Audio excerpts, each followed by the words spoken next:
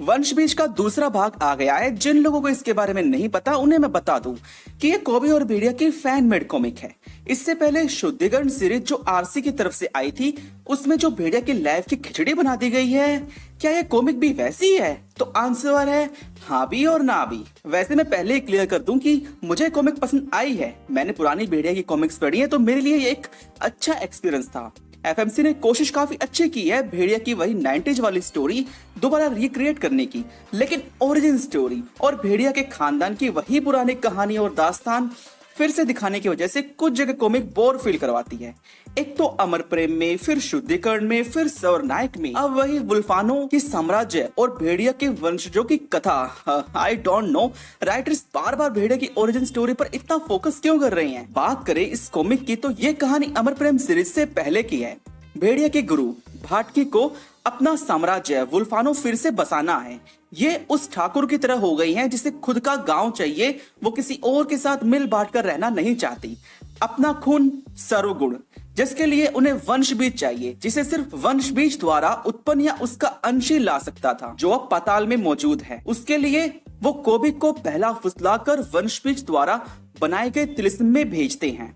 वही दूसरी तरफ भेड़िया इंसानी रूप जो कोबी की शरारतों से परेशान था, वो भी एक तिलिस्म में जाकर कोबी को हराने का जरिया खोज रहा था। अब देखो यहाँ मुझे शुरू से ही आरसी के राइटर्स से प्रॉब्लम रही है।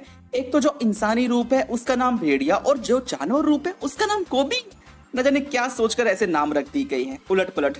अब यहाँ से पूरी कहानी उस तिलिस्म में जाकर वंशबीज लाने में कोबी और भेड़िया लग जाती हैं। गुरुराज भाटकी भेड़िया को रोकने की कोशिश भी करती हैं, जहाँ मूर्छा और रीछा उसे समय और तिलिस्म के चक्र में फंसाकर रोकने की कोशिश करती हैं। इससे उनका समय रुक जाता है, स्लो हो जाता है, और जब भेड़िया उसे हरा तिलिस्म के अगले चरण में बढ़ता है तो वक्त काफी ज्यादा आगे बढ़ चुका होता है, लगभग 1.5 साल का टाइम जब। इस बीच उसे कुछ पावर अप्स भी मिलती हैं। एक नगर में पहुंचता है वुल्फानो, जहां का राजा अब कोबी बन चुका था। कोबी जब यहाँ आया था तो वंशबीज हासिल कर उसे पता चलता है कि भविष्य में निशाचियों के हमले से जंगल में मुसीबतें आएंगी, वो दोनों हार जाएंगे। जैन अखंड व्रत रख अपनी जान देकर कोबी और भेड़िया को एक करेगी, एक शेष शरीर, और फिर एक शरीर होकर वो वनक्षक बन जंगल की रक्षा करेगा आने वाले 5000 सालों तक। बाकी सब तो ठीक है, लेकिन जैन के मरने के बाद सुन कोबी को आता है गुस्सा और वो फैसला करता है कि वो यही रहेगा, यहाँ का राजा बनेगा, वापस जंगल नहीं जाएगा, जिससे आने वाला भविष्य बदल जाए और जैन ना मरे।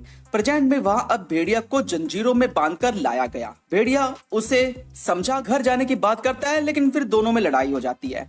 अब वो जगह यानी वुल्फानो, वहां पर भेड़िया बागी बन गया था और जान बचाकर भागता है। ये पूरी कहानी इसके दोनों भागों में चलती है।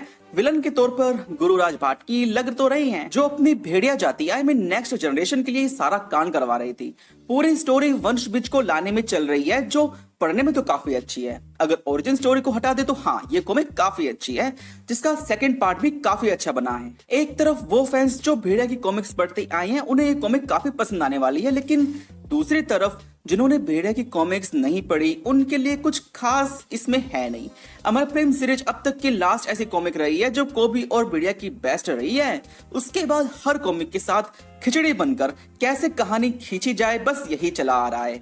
अभी महाअभियोग भाग 7 का कवर भी आ गया है। फाइनली शुद्धिकरण सीरीज भी खत्म होने वाली है। मैं ऐसा नहीं कह रहा हूँ कि कॉमिक अच्छी नहीं है, अगर पूरा मन लगाकर पढ़ें तो ये सारी कॉमिक अच्छी है, लेकिन थोड़ी सी कॉम्प्लिकेटेड प्लॉट के साथ।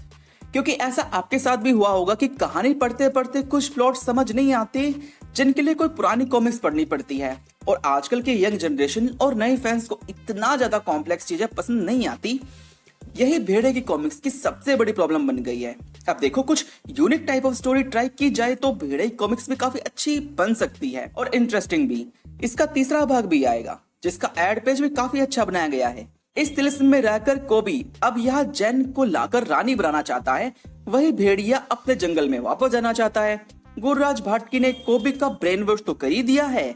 वैसे एक बात की तारीफ तो बनती है कि इसकी स्टोरी टेलिंग और राइटिंग काफी अच्छी है। एक कॉमिक जैसी होनी चाहिए वैसी है, चाहे फैनमेड हो, फिर भी ऑफिशियल कॉमिक जैसी लगती है। जिसमें अनुराग सर जो आरसी में भी काम करती हैं, उन्होंने यहाँ स्टोरी दी है और अपना योगदान भी। उम्मीद है इसका तीसरा भाग न्यू स्टोरी को कवर अप करे और ओरिजिन स्टोरी से थोड़ा दूर ही रही, जिसे हम 10 बार देख चुकी हैं। एफएमसी की ये कॉमिक काफी अच्छे प्रयास के साथ आई है।